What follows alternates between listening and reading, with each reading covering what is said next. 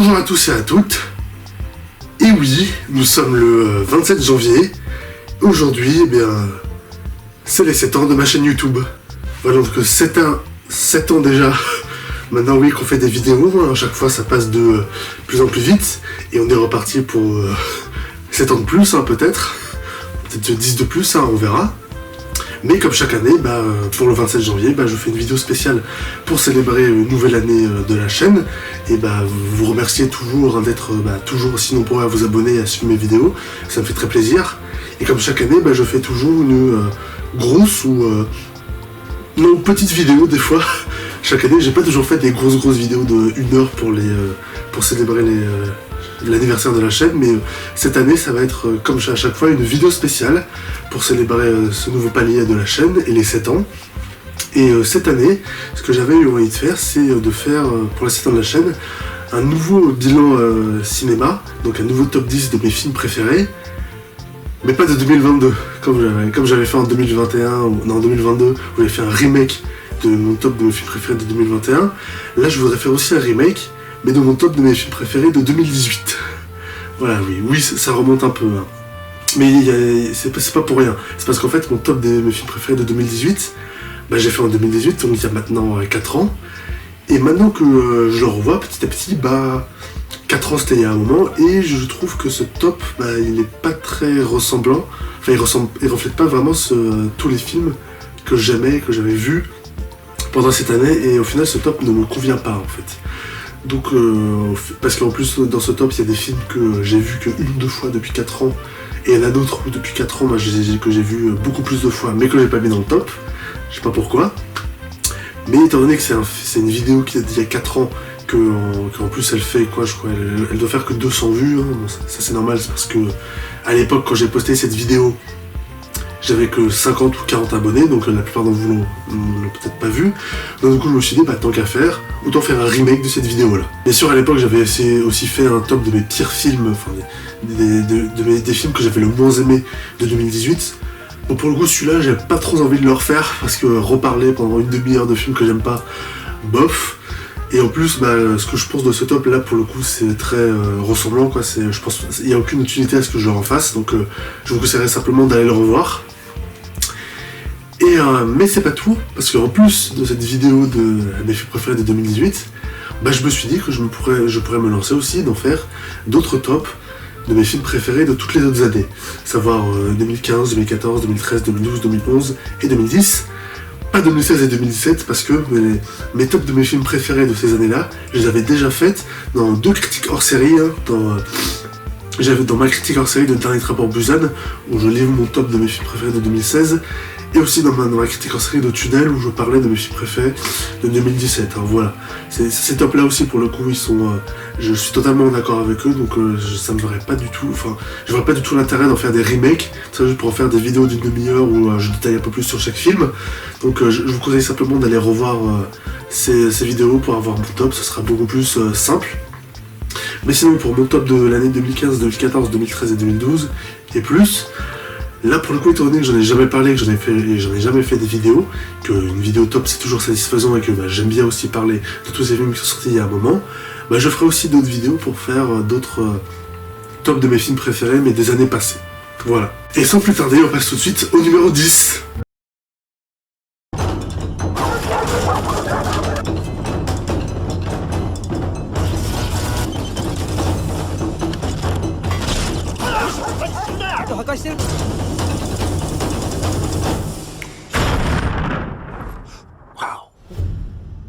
Ouais, L'île aux chiens de Wes Anderson, dont j'ai le DVD mais qui n'est pas là, qui est dans la bibliothèque.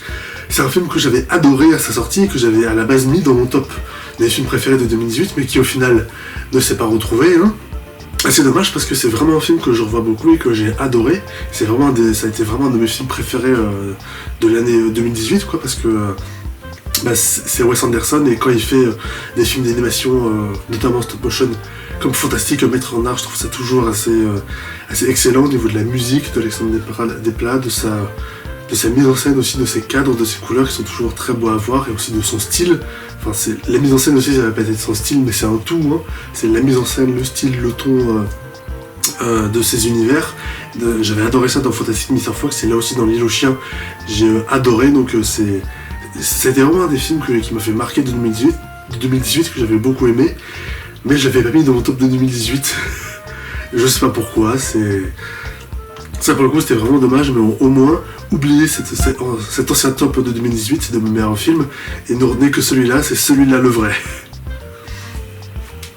Donc du coup oui, vu que ce film il est en numéro 10, bah du coup il y a un autre film d'animation qui est jarté du top, qui était dedans à la base, c'était Astérix et le secret de la potion magique, qui est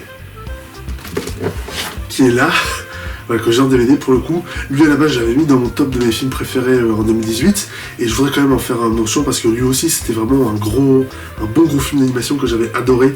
C'est sorti en 2018, j'en parlais dans ma vidéo, mais je trouve vraiment très drôle, très bien fait en termes de mise en scène, de rythme et tout, l'histoire est vraiment super bien. Donc c'est normal, c'est pour ça que je l'avais mis dans mon top 2018, parce que c'était vraiment un bon film français qui m'avait marqué et que j'avais adoré. Mais L'Île aux Chiens j'avais préféré, et au final il se retrouve pas non plus dans ce top 10 parce que il y a beaucoup d'autres films qui sont rentrés dans ce top et qui en ont jarté d'autres, malheureusement. Et maintenant on passe au numéro 9. Mais il s'agit pas de moi. Enfin, plus maintenant. Spider-Man. Pris chez nous, on n'aura plus de chez nous. N'oublie jamais, c'est grâce à ta différence. C'est parti que tu es Spider-Man. Il est là, Spider-Man New Generation, un film d'animation et un film tout court excellent, très bien fait. Il était dans mon top pour le coup original, et je le conserve encore une fois dans ce top parce que ce film ça a été vraiment un bijou en fait.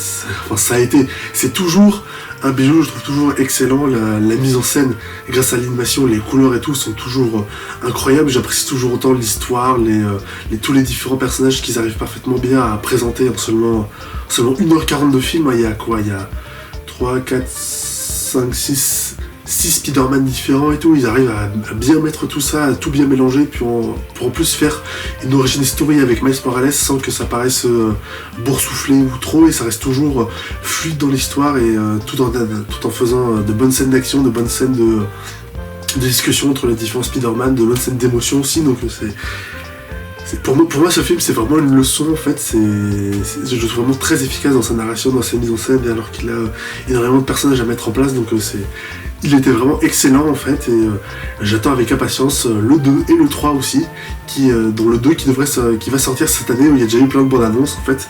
Ça va vraiment être très cool. Et maintenant on passe au numéro 8. C'est eux qui ont fait de moi ce que je suis. Téléfesse. Se propage à la surface, et la fureur des 7 mers m'accompagne.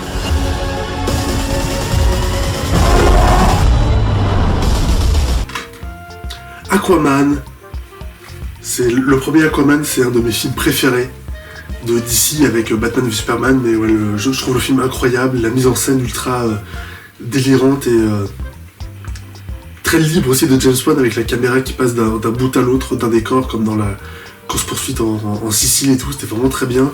Le film aussi hyper coloré au niveau de des fonds marins et tout, c'est super cool. Sur le film ultra fun et tout, c'est vraiment mon type de film, le genre d'action que j'adore et tout. C'est ultra bien fait, c'est ultra généreux, c'est tout ce que je demande dans un blockbuster en fait, et dans un film d'action, et dans un film en général quoi. C'est ce genre de truc quoi. Et évidemment je travaille avec impatience aussi le 2 qui sort cette année, hein. Il y a beaucoup de films au final de 2018 qui vont avoir une suite en 2023. Coïncidence, je sais pas. Mais c'est un peu triste aussi de se dire que la suite, ce sera peut-être le dernier quand vous savez, depuis l'année dernière, James Gunn a est devenu le nouveau patron de DC Comics, et il a décidé de rebooter l'univers pour partir sur une nouvelle direction au niveau des films, avec de nouveaux films sur des nouveaux personnages.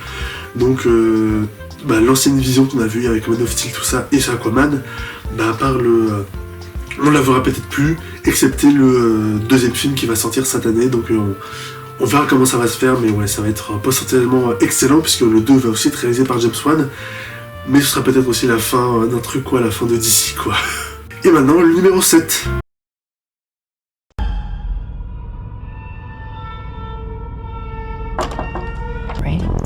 You Even when you were a little baby, she wouldn't let me feed you because she needed to feed you. She was a very difficult woman, which... I just don't want to put any more stress on my family.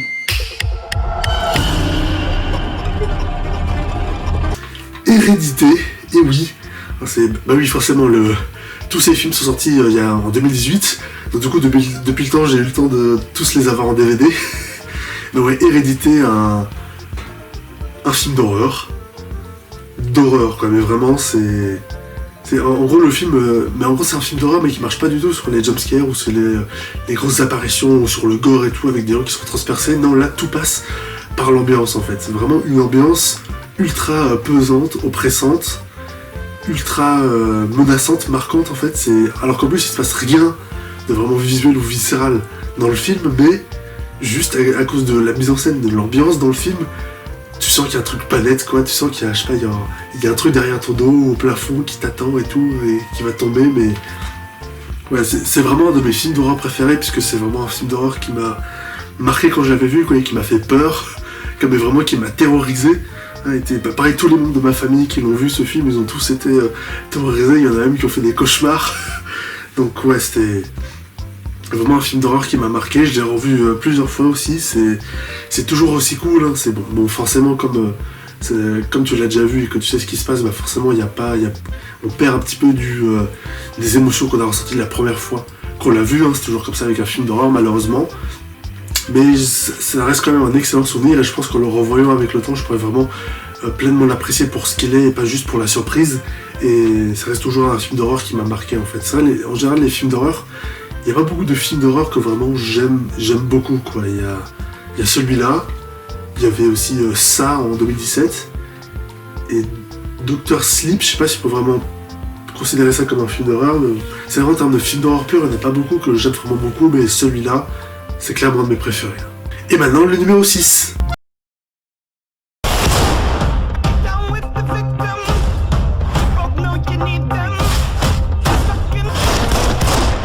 Alors, comment il va?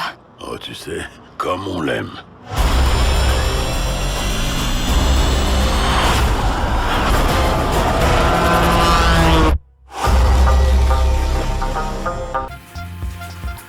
Mission Impossible Fallout, c'est avec tous les autres Missions Impossibles sont à côté aussi, hein.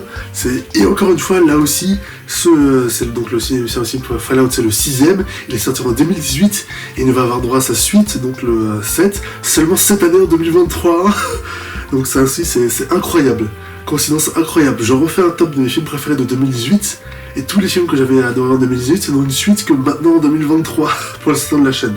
Mais ouais, hein, c'est mon film préféré de la franchise, parce qu'il est vraiment allé super loin. Avec ce film, il a vraiment voulu marquer le coup, pas seulement dans les scènes d'action et dans la mise en scène qui sont excellentes, mais aussi dans le côté émotionnel. Donc là, il y a un côté beaucoup plus pesant, dramatique, et où on sent vraiment qu'il y a des enjeux forts, que ça peut vraiment être la fin du monde, que ça peut être catastrophique.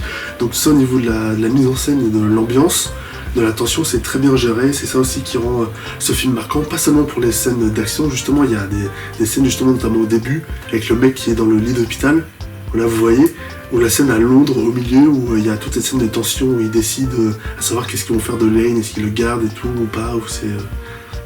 Jusqu'au final, à la fin, où ils s'enfuient, ça aussi, cette scène, elle était extrêmement marquante, et alors que c'était pas une scène d'action, c'est une scène de tension, tout se base sur la mise en scène et l'ambiance, et ouais, là aussi, c'était excellent, je trouve. Et c'est mon Mission Impossible préféré. Après, en deuxième, il y a le Protocole Fantôme, le 4, qui est excellent.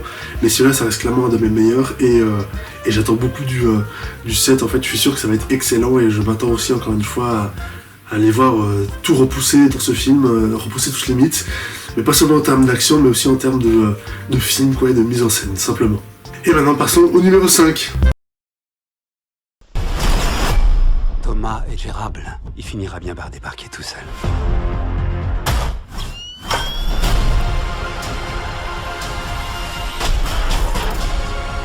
Tu tiens.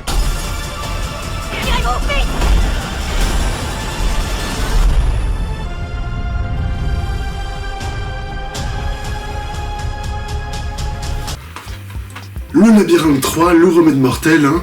Oui, cette saga de films, c'était que en 2018, donc il il y a 4 ans maintenant, même si on est en 2023. Début 2023, en vrai, ça fait 4 ans et demi, à peu près, mais ouais, vous avez peut-être oublié ce film, parce que la saga est finie, donc depuis 4 ans, donc ça date un peu maintenant. Enfin, ça date, mais je pense que dans l'esprit de tout le monde, cette saga de films devait être un peu passée. Et c'est dommage, parce que moi, les films de Labyrinthe, c'est des films que j'adorais, que j'aimais beaucoup. D'ailleurs, je les ai tous ici, hein. Enfin, bon, vous voyez pas, ils sont dessus, mais ils sont là. Et le troisième, ça a été vraiment mon préféré en 2018, parce que c'est là aussi vraiment où, en termes de film et de cinéma, ils sont allés vraiment au bout de ce qu'ils voulaient faire, notamment en termes de drame et d'émotion, notamment avec le décès de plusieurs personnages, et aussi en termes de... Donc déjà en termes d'émotion, de drame, là c'est vraiment poussé au max, mais aussi pour les enjeux de l'univers, pour toute la dramaturgie, du coup, ils ont vraiment bien poussé tout ce qu'ils voulaient faire, et ça c'était vraiment... c'était très émouvant, c'était assez marquant, tout ce film. Et bien que le film ait une structure et une narration, et un scénario au final assez simple, à savoir, c'est les personnages qui vont se rendre dans la tour de Wicked pour les libérer, les enfants. C'est ultra simple, mais au final c'est extrêmement bien fait, très tendu, l'action est très bien rendue, très impressionnante, et c'est très divertissant. Et ce qui a marqué aussi, c'est simplement pour les enjeux de l'univers, pour l'évolution des personnages, l'émotion, tout le drame, tout ça, c'est ça qui m'a vraiment pris dans le film, et c'est ça que j'ai vraiment trouvé très bien fait. C'est pour ça que c'est mon film préféré de la saga en fait, parce que je trouve vraiment qu'ils ont bien mené tous leurs enjeux, ils voulaient vraiment être très sur l'émotion, justement, montrer vraiment qu'il se passe vraiment des trucs graves dans cet univers pour ces personnages, et pour l'univers tout simplement, et j'ai trouvé que ça marchait extrêmement bien. Pareil aussi au niveau de l'action qui rend vraiment très bien, qui est assez excellent. Et maintenant le numéro 4.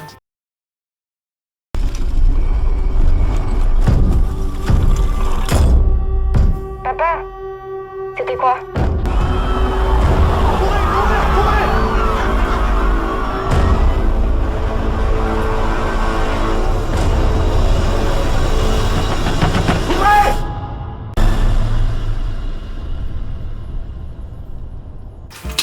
Dans la brume de Daniel Roby, un film français, hein. Oui, c'est pas une blague, c'est très rare qu'un film français se retrouve aussi haut dans le top, mais c'est parce que là c'est un film français de science-fiction et de tension, comme vous pouvez le voir à l'affiche, hein. En gros, pour ceux qui connaissent pas, puisque le film il a fait, je crois, à peine 100 000 entrées. En France, ça a été pour un budget de 10 millions d'euros, donc c'était assez... c'est une perte, quoi, c'est un échec malheureusement. Mais en gros, le synopsis, c'est simple. Il y a un tremblement de terre à Paris qui libère une brume qui tue les gens quand ils la respirent. Donc du coup, tout le film, c'est les deux personnages, Romain Duris et tout, qui doivent sauver leur fille dans Paris, dans les rues de Paris et sur les toits de Paris, pour essayer d'échapper à la brume qui recouvre tout Paris jusqu'au niveau des toits des maisons, quoi. Donc un film français qui m'a vraiment impressionné pour son concept, mais pour son ambition, et aussi parce que c'est très très bien fait. Tous les décors de Paris sous la brume et tout, c'est vraiment excellent. Les effets spéciaux aussi sont très bons, et même la mise en scène en soi, il y a plusieurs plans séquences dans le film dans la rue de Paris qui sont assez bien faits, assez impressionnants, et le film aussi est très simple. Je crois qu'il fait à peine 1h20, mais ça rend vraiment très bien, c'est très tendu, ça marche très bien. Même si ça dure qu'1h20, on n'a pas l'impression qu'il y a un sentiment de... Enfin, il n'y a pas un sentiment de trop peu ou de... si en fait j'aurais bien aimé en voir plus, mais de tout ce qu'on voit dans le film, de tout ce qu'il nous montre, c'est vraiment très bien fait en termes de tension, de film catastrophe, en termes d'émotion aussi, c'est vraiment très bien fait, il n'y a rien qui manque, il y a tout il faut là où il faut, les effets spéciaux sont assez impressionnants, la mise en scène, l'ambiance et tout rend bien tout ce sentiment pesant sur la brume et tout, les scènes d'action sont vraiment très bien faites, c'est très bien filmé, et la scène finale aussi, très bien faite, ça apporte avec parce que oui, en plus c'est un film français de catastrophe, mais il y a un message en plus aussi, hein, on fait pas comme les Américains, mais oui, ça rend vraiment très bien, le message aussi à la fin, bon, je vais pas vous le spoiler si vous l'avez pas vu, mais c'est vrai que ça rendait très bien, c'était bien fait, il y a beaucoup de personnes qui vont dire ouais c'était prévisible et tout, on l'a pas vu venir, enfin on le voyait venir. Moi honnêtement j'étais emporté dans le film, j'étais dans l'histoire, donc j'ai pas vraiment vu venir, mais c'est vrai que même si vous l'avez vu venir, au final c'était bien fait, ça rendait bien. C'était vraiment un très bon film, c'est vraiment des seuls films français que vraiment j'aime beaucoup et que vraiment j'adore. C'est assez rare, mais c'est vraiment un de mes coups de cœur du cinéma français. Et il est 4ème, alors que dans mon top original de 2018, il était 2ème. Bon, ça c'est parce qu'il y a plusieurs films en haut qui ont pris sa place et qui donc en ont jeté bien d'autres, comme notamment aussi un autre film français qui est là-bas, qui est Ghostland.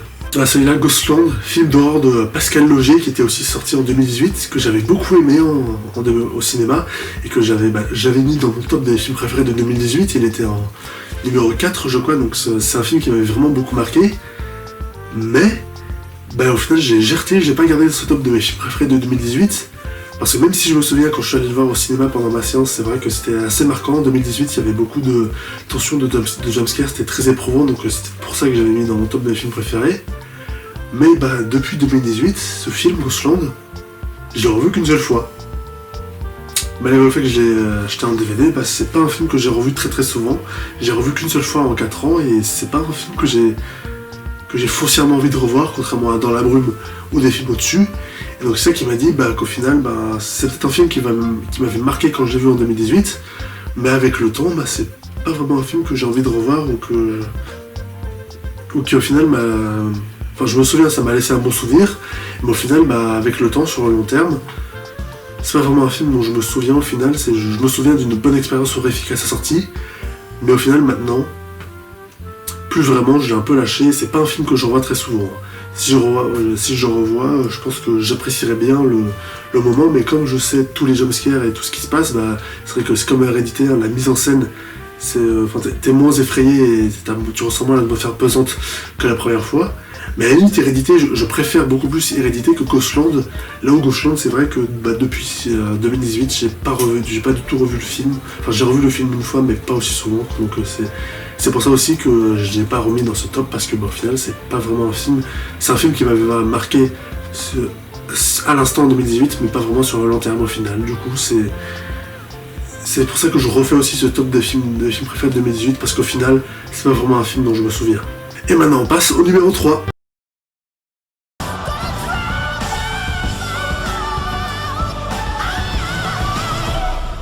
On ne peut pas faire la différence en faisant comme tout le monde.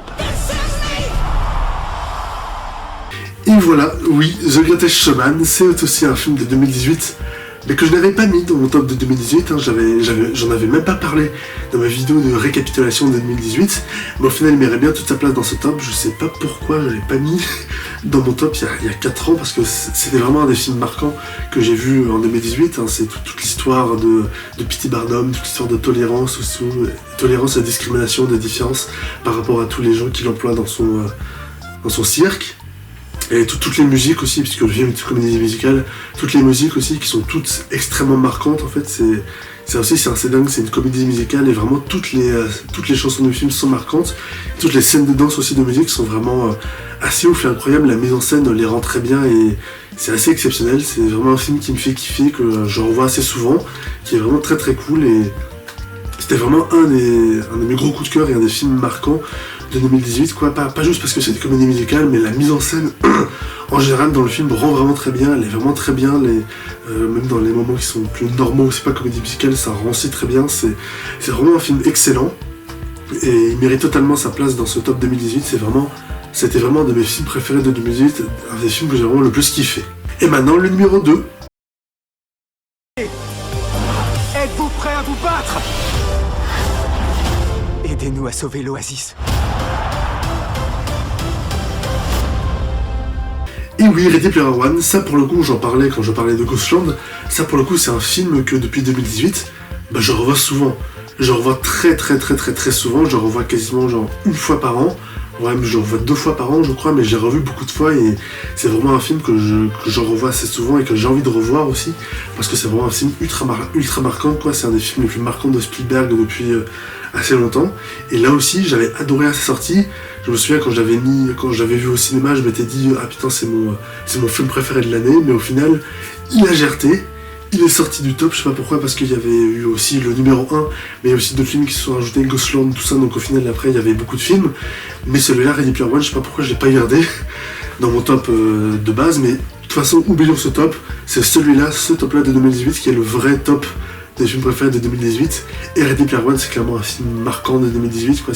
J'ai vu 2 fois au cinéma, une fois en séance normale et une deuxième fois en 3D pour profiter de la mise en scène en 3D de Spielberg qui est très bien. La 3D est pas mal, mais c'est le film en soi qui est excellent, tout le côté pop culture et tout est assez génial et tout. C'est bon, évidemment, comme ça parle de pop culture et de plein de références et tout, bah ça va parler ça va être un film assez générationnel, que ça va parler uniquement à une partie de la population qui connaît toutes ces références. Mais tous ceux qui les connaissent pas, bah du coup, comme ils connaîtront pas toutes ces références, bah, il y aura tout un côté du film qu'ils connaîtront pas et donc ils se sentiront un peu en dehors du film.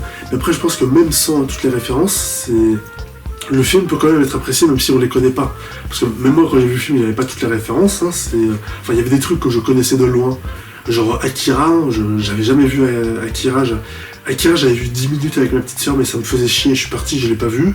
Mais même si j'ai pas vu le film, je connaissais la moto, quoi. Donc même de loin, je connaissais plusieurs références. Même si on connaît pas toutes les références, bah, quand il y a des références dans le film, ils expliquent toujours d'où elles viennent, quoi. Quand il y a la moto d'Akira, bah, ils disent « Ah oui, c'est la moto de tel personnage dans Akira ». Quand ils font référence à Citizen Kane et à la fameuse phrase Rosebud, bah, ils disent « Ah oui, c'est le Rosebud comme dans Citizen Kane de Orson Welles. Donc même si tu connais pas la référence, ils citent toujours quelle est la source de la référence. Donc du coup, bah, après les spectateurs qui connaissent pas, eux-mêmes en amont, ils peuvent aller chercher sur Wikipédia ou pour voir justement bah, c'est quoi ce qu'ils citent justement. Donc ça aussi c'est toujours assez intéressant dans le film. Même si on connaît pas toutes les références, bah, le film reste très bien en soi, quoi. La mise en scène de Spielberg, que ce soit dans le monde réel ou dans le monde virtuel, elle est assez excellente. Je crois, la mise en scène dans le monde virtuel, elle a été faite en performance capture, donc du coup idéal pour le monde virtuel. Et c'est vrai que quand on est dans l'Oasis, la mise en scène elle est assez ouf, que ce soit dans la course poursuite, dans les plans et tout aussi qu'il fait, dans la bataille finale, c'est assez dingue, c'est vraiment excellent. Et c'est vraiment un des films, ça va être maintenant un de mes films préférés de Spielberg, parce qu'il arrive en numéro 2 quand même, mais c'est vrai, c'est vraiment un film qui m'a marqué et que j'adore. Et vous ne le voyez pas le DVD, mais je l'ai, hein. Depuis 4 ans j'ai le DVD parce qu'il est encore une fois dans mon bibliothèque. Mais je l'ai, hein. J'ai revu plein de fois, c'était pas en streaming illégal, j'ai bien le DVD.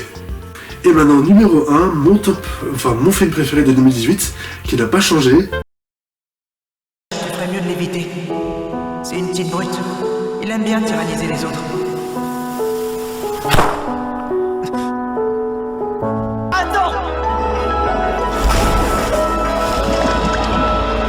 J'étais en train de me demander ce que ça voulait dire être ami.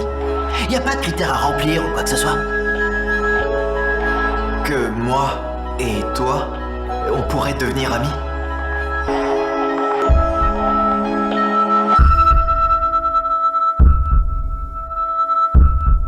Et oui, Silent Voice, ironiquement, ça reste toujours mon film préféré de 2018, même si je ne l'ai pas revu une seule fois depuis 2018 au cinéma. J'ai vu une seule fois au cinéma et depuis, je l'ai pas vu en DVD parce qu'on l'a pas acheté en DVD, du coup je l'ai pas revu une seule fois.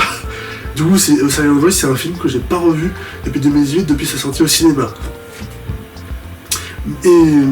Donc, paradoxalement, je reste toujours en top 1 de mon année 2018. Comme en 2018 d'ailleurs, au-dessus de Ready Player One, alors que Ready Player One j'ai revu plein de fois, mais je reste quand même au numéro 1 parce que je me souviens, c'est quand même un film qui m'avait beaucoup marqué. C'est un film en gros sur une fille qui est muette et qui se faisait martyriser à l'école par un garçon, et après elle retrouve ce même garçon des années plus tard, et ils réapprennent à faire connaissance, ils se pardonnent et tout, et ils commencent une nouvelle vie. Donc c'est vraiment un film entièrement basé sur l'amitié, les émotions, les sentiments, donc ça me plaît beaucoup. Mais aussi c'est un film qui en termes de mise en scène a beaucoup d'idées visuelles et qui marche vraiment très bien, beaucoup de moments assez émouvants. Beaucoup de moments qui m'ont marqué aussi dans le film, et je trouve juste le film très touchant, très émouvant, ça marche extrêmement bien.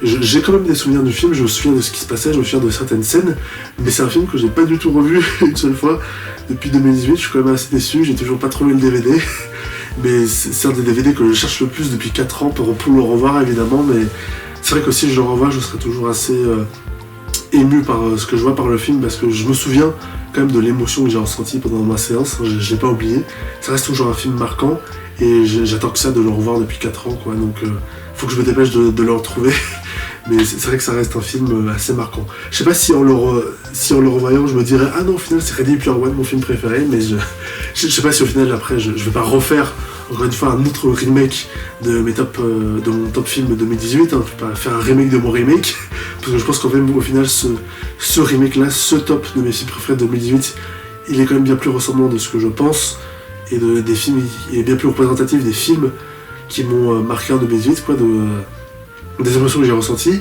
Donc au final, laisser quand même Cerveau sur top 1, je pense que c'est pas déconnant.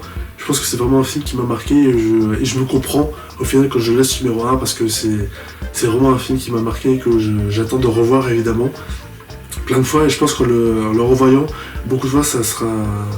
Je me souviendrai vraiment de tout ce que j'ai ressenti pendant un film, et ce sera pas du tout une erreur quoi, d'avoir laissé ce film en top 1 parce que même si c'est que des souvenirs que j'ai du film, je me souviens quand même vraiment d'un extraordinaire moment, d'un bon moment. Et voilà, c'est la fin de cette vidéo et de ce top de mes films préférés de 2018, le remake, hein. Enfin c'est un remake mais c'est au final la vraie version de 2018. C'est la première vidéo qui va célébrer la saison de la chaîne, donc comme je l'ai dit, bien sûr, il y aura d'autres tops pour mes films préférés de 2015, 2014, etc. Et pour vous répéter encore une fois, si vous voulez mes tops de 2016 ou 2007, allez voir mes critiques en série où je le faisais déjà, si ça vous intéresse de les voir. Mais merci à vous d'avoir suivi ce top jusqu'au bout, j'espère qu'il vous a plu. Likez ma vidéo si ça vous a plu et partagez-la sur les réseaux sociaux. Laissez un commentaire pour me dire ce que vous en avez pensé. Et abonnez-vous à ma chaîne YouTube. Salut!